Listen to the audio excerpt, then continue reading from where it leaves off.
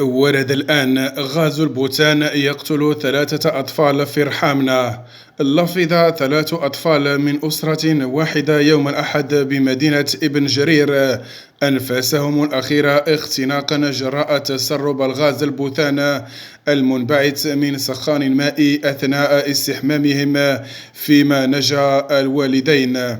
وأفادت مصادر بأن الأعمار هؤلاء الأطفال الهالكين تتراوح بين 2 و8 سنوات و9 سنوات، وهو ما أثار حزن سكان هذا التجمع السكني.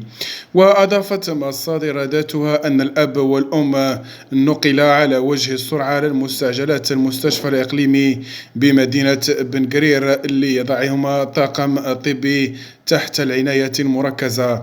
واستنفر الحادث المأساوي السلطة المحلية والشرطة العلمية والتقنية وبالمدينة بن قرير التي فتحت تحرياتها الميدانية لكشف عن أسباب وحيثيات هذا الحادث الذي وقع بإحدى أحياء العاصمة رحامنة.